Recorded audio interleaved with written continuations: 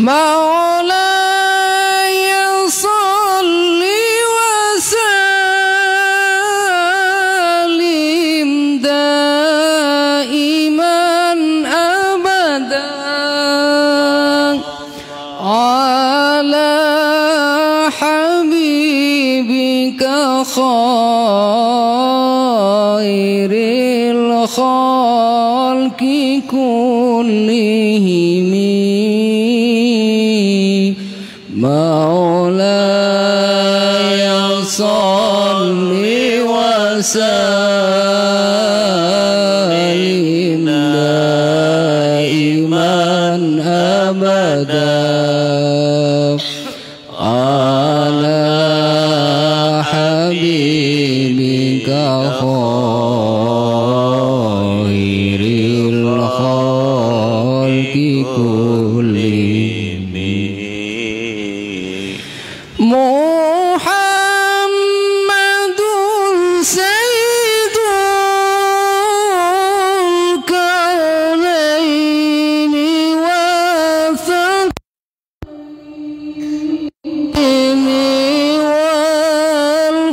والفريقين من غربي ومن عجمي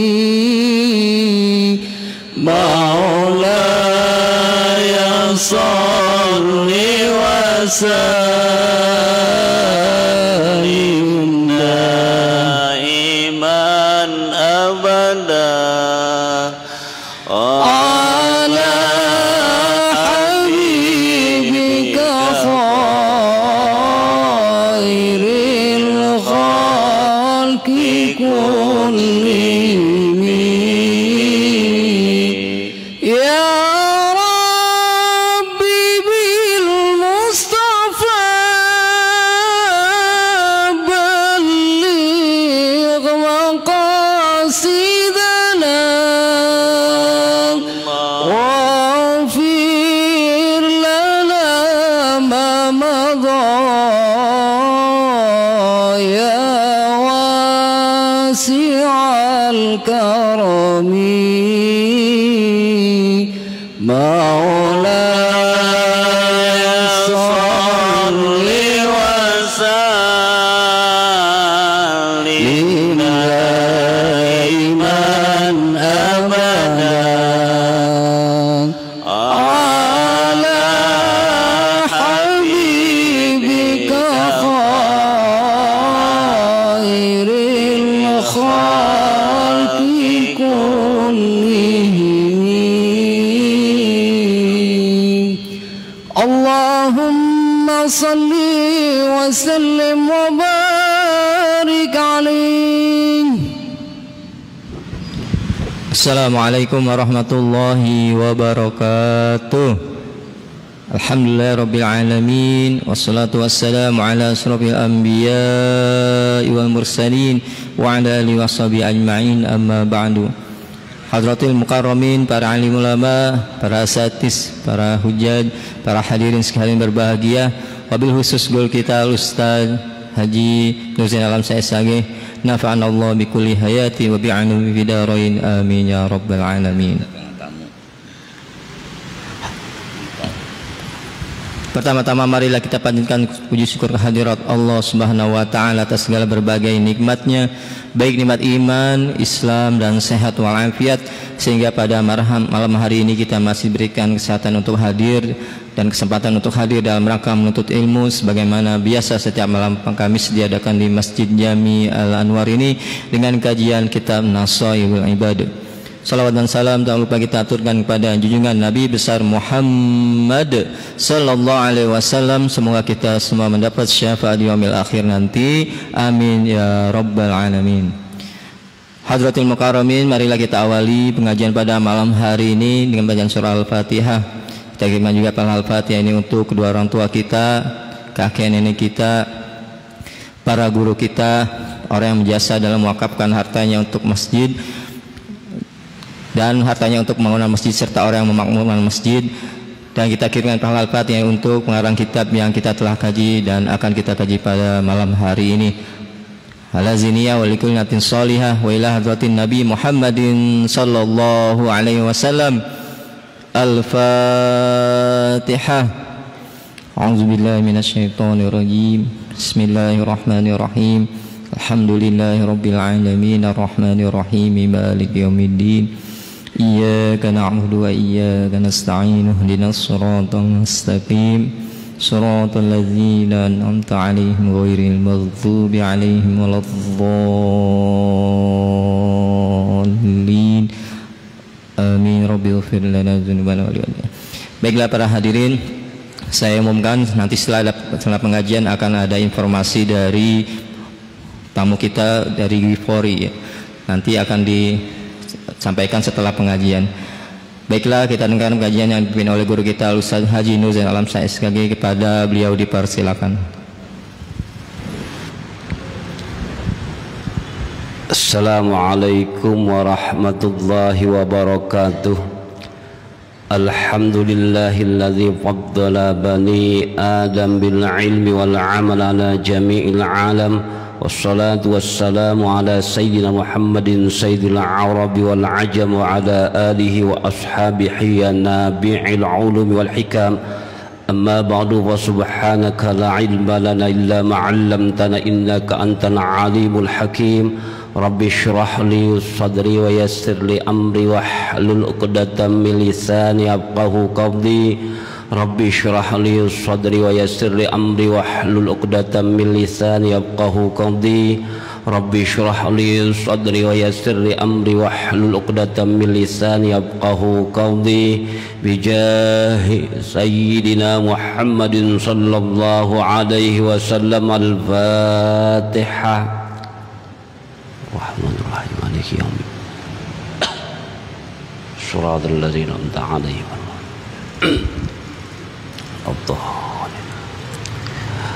Hadratul mukarramin, para alim ulama, para hujjaj, para asatidzah, bapak-bapak hadirin yang dimuliakan Allah Subhanahu wa taala. Puji syukur malas senantiasa kita panjatkan kepada Allah. Selawat teriring salam semoga tetap terlimpah curahkan kepada junjungan baginda besar Nabi kita Muhammad sallallahu alaihi wasallam. Alhamdulillah, dalam kesempatan yang berbahagia ini Allah Subhanahu wa taala masih memperkenankan kita kumpul di tempat yang amat sangat mulia. Mudah-mudahan perkumpulkan kita ini benar-benar bisa mendatangkan hikmah dan manfaat untuk hidup dan kehidupan kita, baik untuk kehidupan kita di dunia ini, terlebih-lebih kelak untuk kehidupan kita di akhirat. Mari sama-sama kita lihat kitab kita kembali. Kemarin sampai wasyaribul khamri. Kita masih membahas mengenai 10 golongan yang tampak disadari oleh yang punya golongan atau yang punya diri mereka itu telah kafir. Nah, masuk kepada golongan yang kelima, wasyaribul khamri, peminum arak. Peminum arak juga termasuk orang yang sudah kafir, namun dia tidak menyadari dirinya kalau dirinya sudah kafir. Kenapa demikian? Karena satu ketika Nabi kita Muhammad sallallahu alaihi wasallam berkaitan dengan kalimat syaribul khamri, beliau pernah bersabda, wa qala alaihi salatu wassalam, syaribul khamri ka'abidi wathanin wa syaribul khamri ka'abidil lata wal uzza. Jadi peminum arak itu laksana orang yang menyembah berhala, baik itu berhala Lata dan Uzza. Di lain kesempatan juga Nabi bersabda, al-khamru ummul khaba'is, faman syaribaha lam tuqbal salatuhu arba'ina yauman, fa in mata wa hiya fi batnihi mata maitatan jahiliyatan. Jadi yang namanya khamar itu adalah induknya segala macam kejelekan dan kerusakan. Siapa saja yang meminum khamar itu maka sholatnya selama 40 hari enggak diterima. Fa in mata wa hiya fi batnihi, kalau andai kata sepeminum arak itu meninggal dan di perutnya masih ada tersisa arak, mata maitatan jahiliyatan, maka dia mati dalam kondisi jahiliyah.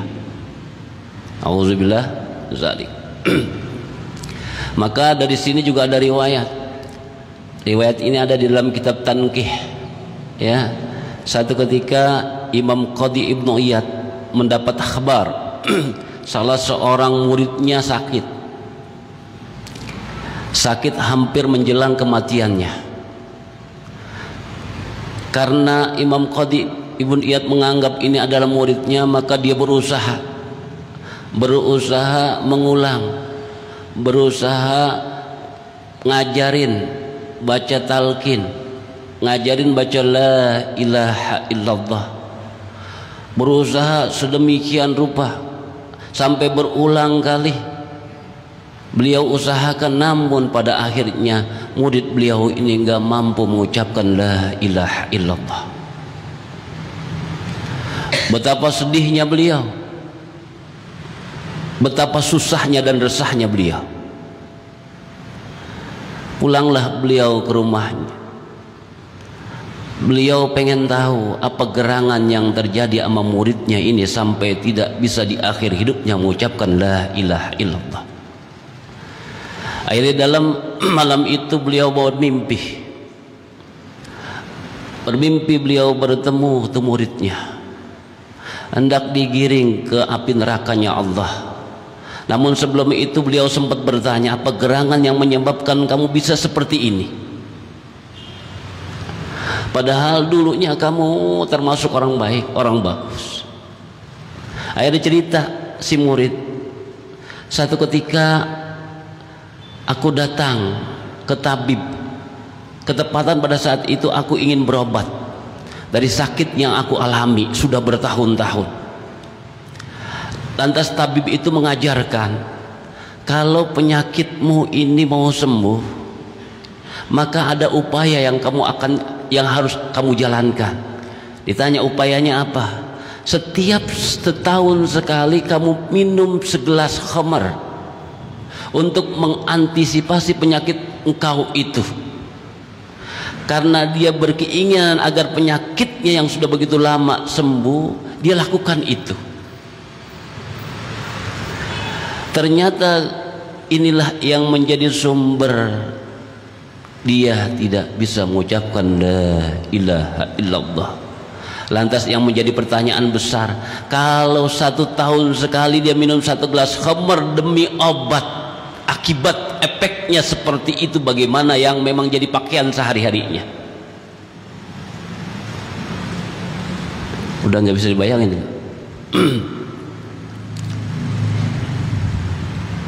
Sehingga pun Nabi bersabda, man syaribal khamra mumsian asbaha musyrikan, wa man syaribal khamra musbihan amsa musyrikan.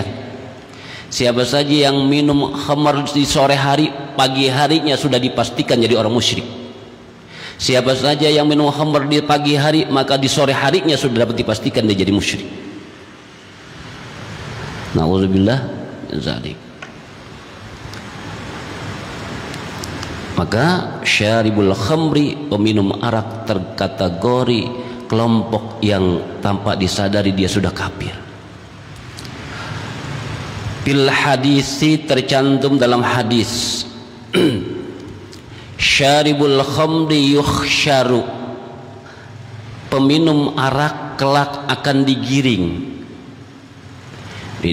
di padang mahsyar. Jadi senada sesinergi dengan keterangan yang ada di sini, itu juga pernah diterangkan oleh Ubay bin Ka'ab. Ya, nanti kita baca di sini dulu dah. Jadi syaribul khamri yukhsyaru, peminum arak kelak nanti akan digiring ke padang mahsyar.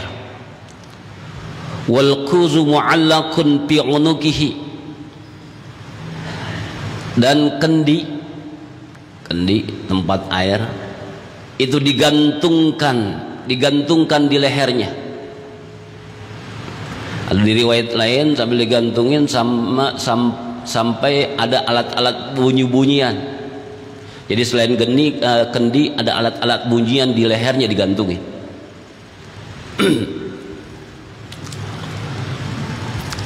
Wal qadhu biyadihi, adapun gelas berada di tangannya. Jadi ini gendi wadah khomarnya, gelasnya udah dipegang begitu. Wa huwa antanu min kulli jifatin al-ardi, keadaan peminum arak itu amat sangat busuk, melebihi busuknya bangkai yang ada di bumi. Kita kalau andai kata lagi ngorek-ngorek di tong sampah ada bangkai, kita langsung ambil tuh bangkai, baik kita kabur gitu. Itu bangkai tikus umpamanya, bangkai binatang itu segitu baunya, kita udah nggak sanggup.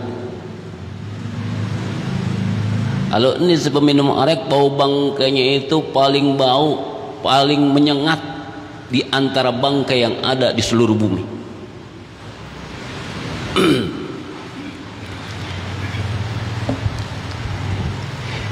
Yal'anuhu kullu man yamurru alaihi minal khalqi. Jadi setiap orang yang melewati si peminum arak itu melaknati, ngutuk. Jadi setiap orang dari makhluk Allah itu melewati dia langsung ngutuk, langsung mencerca, langsung memaki. Karena apa? Karena pada saat dia berteriak saja mengeluarkan suara, maka suara itu bau busuknya luar biasa.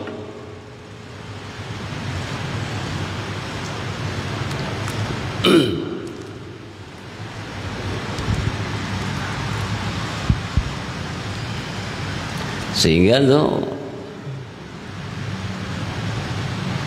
Imam Faqih Abu Lais Asy-Syamarqandi di dalam kitab beliau itu Tanbihul Ghafilin mewanti-wanti banget, iyyaka wa syurbal khamri, hindari oleh kalian semua yang namanya minum khamar, fa inna bi syurbiha asyra khisalin mazmumatin, ada dalam minumnya itu ada 10 perilaku yang tercela.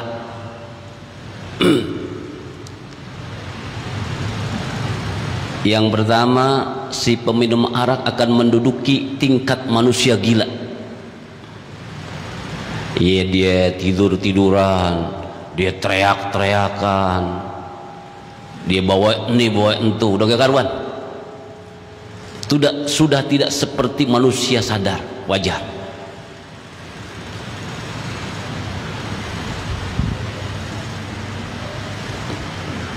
Terus menjadi faktor hilangnya akal sehat dan hilang harta yang dimiliki. Biasanya kalau orang udah keranjingan peminum itu apa aja dijual, dan akalnya udah nggak normal. Terus berikutnya menjadi faktor penyebab permusuhan, pertengkaran dan perkelahian, bahkan pembunuhan. Ada kan tuh kisah Baroseso, seorang ahli ibadah yang begitu luar biasa, yang seluruh muridnya bisa terbang. Beliau terperosok sedemikian rupa akibat arak. Terus berikutnya faktor penghalang ingat kepada Allah. Berikutnya faktor pendorong berbuat aneka kejahatan. Dengan minum arak itu orang bisa berbuat ini, bisa berbuat itu, bahkan bisa membunuh.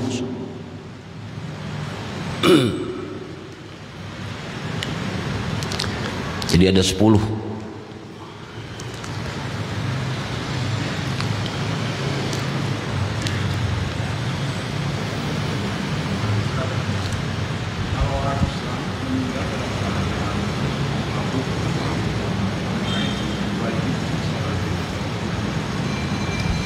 Ya kalau masih zahirnya Islam, sholatin masih zahir, karena dalam fikih kita hanya melihat yang zahir, tidak melihat yang batin.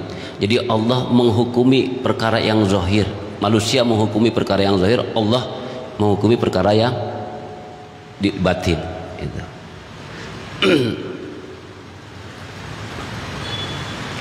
Kita berhusnuzon begitu.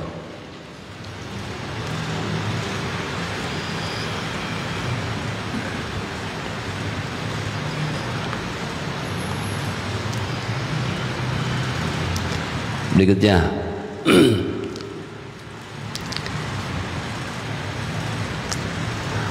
yang termasuk kelompok sudah keluar atau kafir tapi dia menganggap dirinya masih mukmin atau muslim.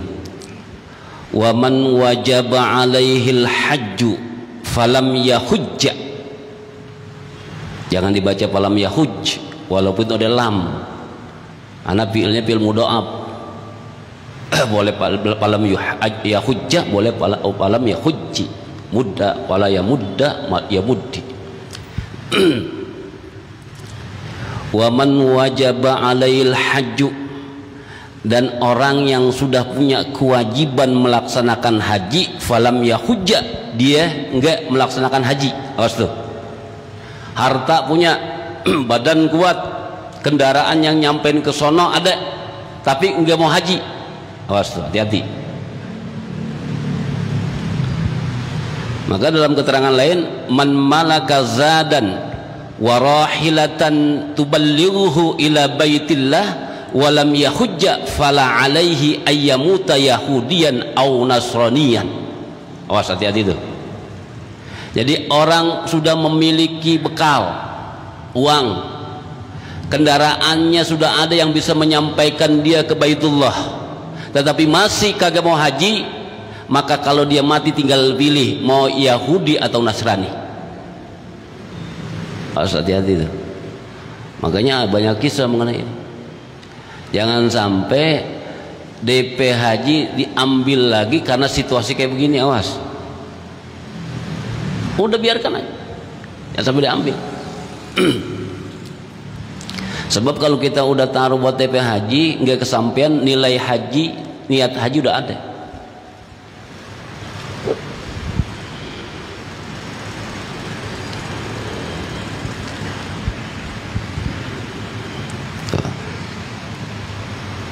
Qala Allah Ta'ala, telah berfirman Allah Ta'ala,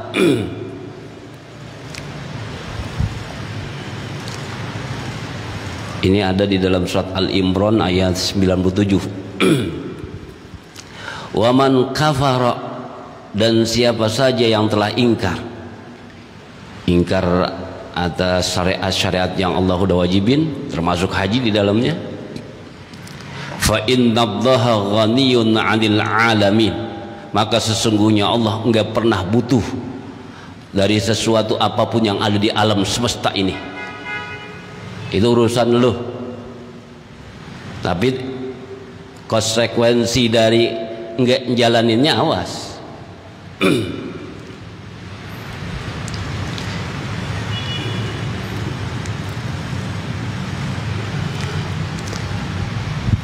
Nah, tafsiran kata wa man kafara fa innallaha ghaniyyun 'anil 'alamin. Wa man kafara itu berarti ikhfa. Nun mati ketemu kaf. Huruf ikhfa ada 15. Sibza sana kam jada syahsun qad sama dum thayyiba zida fi tuqanda zalimah. Diambil huruf awal-awalnya. Maksudnya firman Allah itu wa man taraka i'tiqada ujubil haji fa innallaha ghaniyun anhu. Wa man taraka, dan siapa saja yang telah meninggalkan i'tiqada ujubil haji, keyakinan wajib haji, dia udah enggak yakin, dia udah tinggalin keyakinan wajib haji sama diri dia, fa innallaha ghaniyun anhu, maka sesungguhnya Allah enggak pernah butuh sama dia.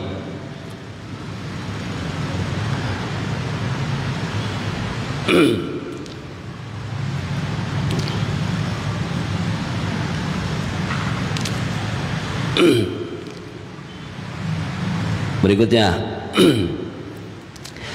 Ruya an Rasulillah sallallahu alaihi wasallam, telah diriwayatkan dari Rasul sallallahu alaihi wasallam, annahu da'a li ummatihi asyiyata arafata, annahu da'a, sesungguhnya Nabi da'a telah berdoa li ummatihi untuk umatnya asyiyata arafata sore hari di hari Arafah, sore harinya hari Arafah.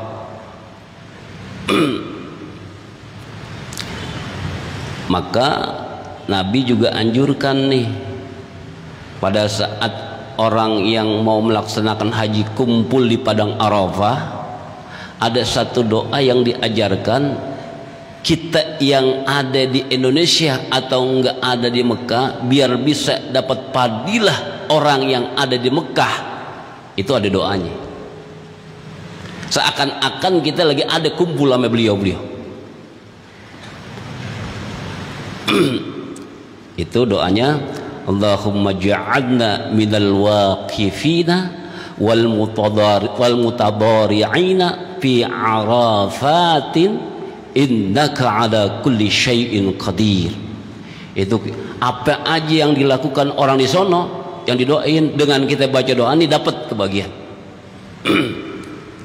Allahumma ja'alna minal waqifina wal mutadari'ina fi arafatin innaka ala kulli syai'in qadir.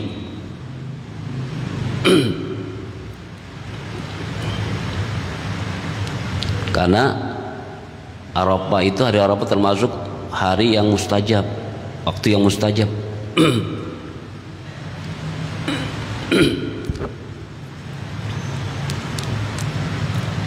Tuh, wastaghfara lahum, dan Nabi memohonkan ampun lahum buat umatnya, buat mereka, yang dimaksud mereka umatnya. Fa auhallahu ilaihi, lalu Allah mewahyukan kepada Nabi, inni qad ghaffartu lahum ma baini wa bainahum.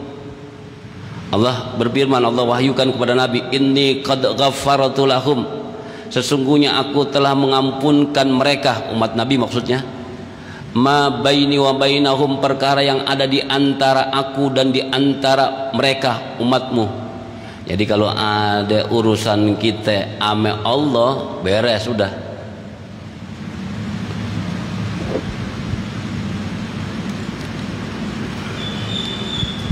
Tapi walam aghfir lahum zulmahum ba'duhum ba'dan, ba'duhum zulmahum ba'dahum li ba'din.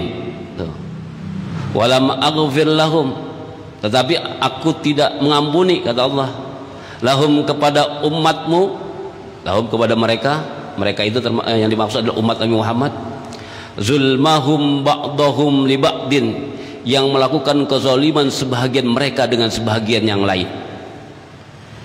Jadi kalau urusan kita sama Allah udah beres, tinggal urusan kita sama kita nih. Maka ada riwayat satu ketika seseorang membawa hukuman cambuk menghadap malaikat 100 cambukan. Akhirnya hamba Allah ini mengadakan negosiasi dengan argumen yang begitu luar biasa. Karena argumen dan alasannya begitu luar biasa, dikurangin 10. Singkat cerita, dari 100 itu sampai tinggal satu. Tinggal satu.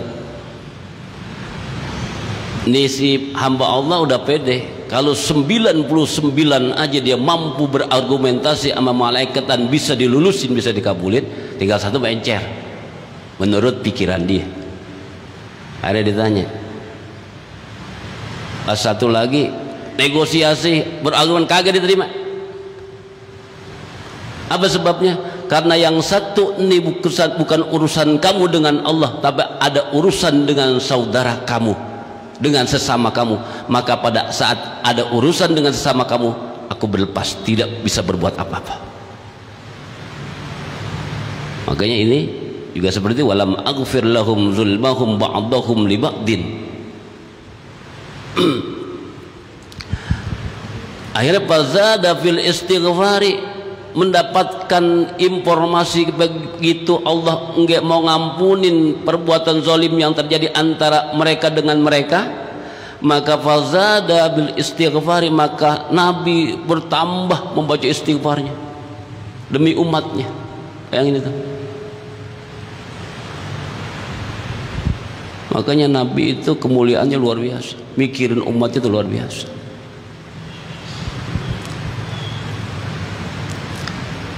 Wa qala, dan Nabi berkata, bersabda, innaka qadirun an turdiya khusumahum.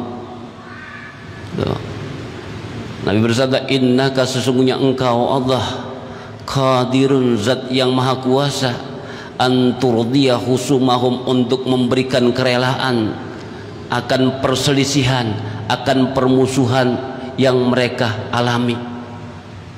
Allah bisa aja membuat si fulan dengan si fulan itu main redo-redoan, bisa. Makanya ulama ada yang mengajarkan kita solusi. Andai kata kita pernah berbuat zalim sama seseorang dan ketepatan kita belum bisa atau belum sempat minta ampun, minta maaf dari kezaliman yang kita lakukan, maka ulama ada yang memberikan alternatif solusi agar kita sering-sering ngirimin Fatihah buat orang yang pernah kita zalimin, sehingga kita kelak mendapat ridho dia.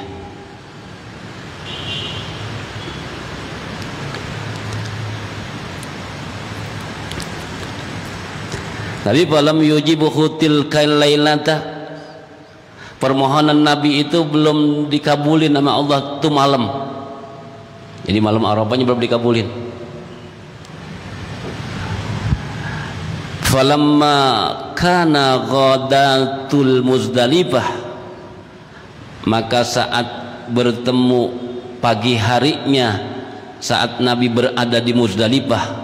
Nah, biasa rangkaian haji itu pada saat di Arafah, ya, pas Arafah kumpul kita biasa diberangkatkan ke Muzdalifah sampai biasa tengah malam, nanti pas paginya ke Mina. Tuh.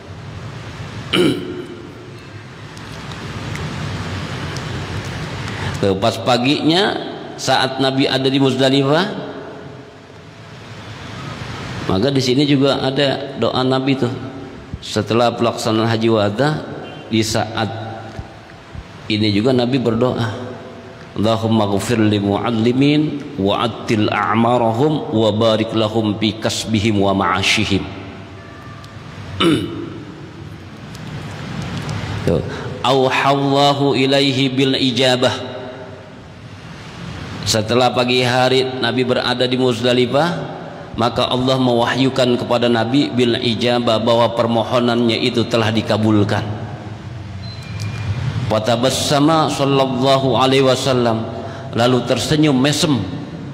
Tuh. Mesem Nabi sallallahu alaihi wasallam. Wa qala, dan Nabi bersabda, ajibtu min aduwillahi iblisa lamma ajaballahu li du'ai soha bil waili wa thuburi wa wada'at turaba ala ra'sihi. Jadi Nabi bersabda, ajib tuh, aku heran banget, aku bingung banget, min aduwillahi iblis, dari musuhnya Allah yang namanya iblis nih. Lamma ajaballahu du'ai, saat Allah mengabulkan permohonan aku, soha, itu iblis teriak dengan suara yang sangat keras. Makanya kalau ada orang lagi berdoa, lagi pada ngaji, lagi teriak-teriak, itu kembarannya tuh. Hati-hati. Teriaknya apa? Soha bil waili wa thubur. Teriakannya dengan suara wail wa thubur, celaka, binasa. Gitu, kencang suaranya. Habis gitu, wa wada'at turaba ala ra'si, dilemparin tuh abu tanah ke atas kepalanya.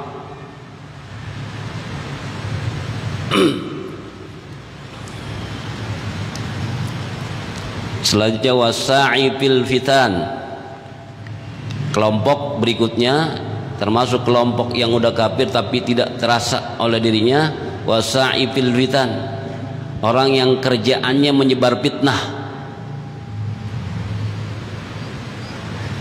Maksudnya ay amilu fi asbabil fitan,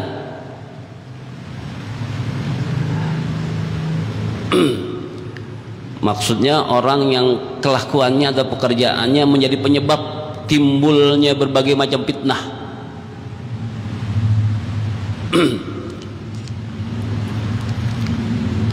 Karena fitnah itu juga lebih kejam daripada pembunuhan. Selanjutnya waba'iul silahi, termasuk golongan kelompok yang sudah kafir tanpa terasa. Waba'ius silahi, orang yang jual persenjataan.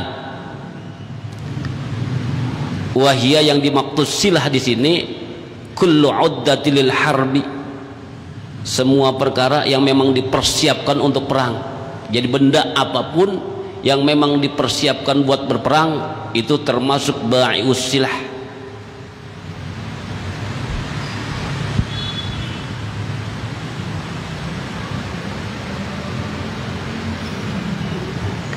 Min ahlil arbi, untuk yang suka perang.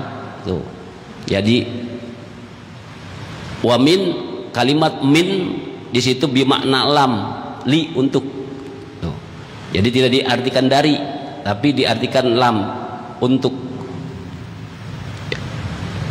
Jadi orang yang menjual persenjataan yang memang dipersiapkan untuk berperang, ya, untuk orang yang suka perang. Ini dunia udah diciptakan orang kayak begitu. Perangnya macam-macam itu. Terus berikutnya wanakihul mar'ati ayaz zaujati fi duburiha. Jadi orang yang menyetubuhi istrinya fi duburiha, melalui duburnya. Auzubillahi min dzalik. Ini juga itunya luar biasa, masyaallah.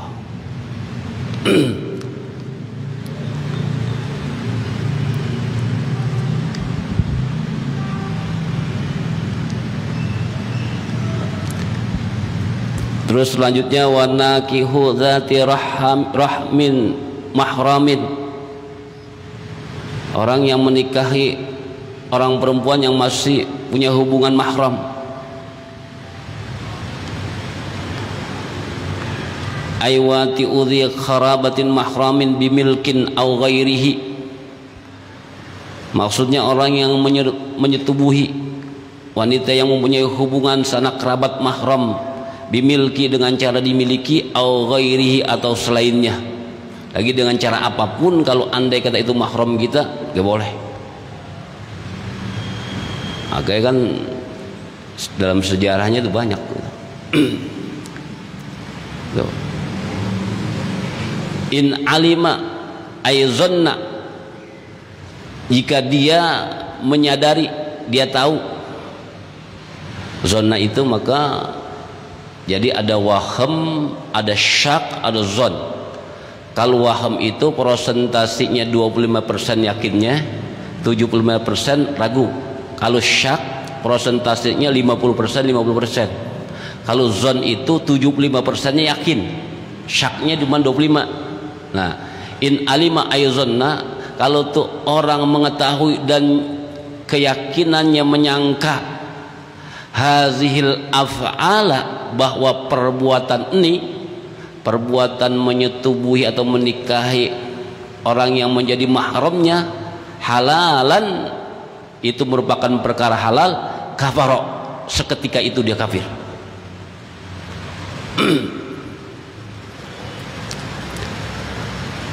Amma iza ataqada,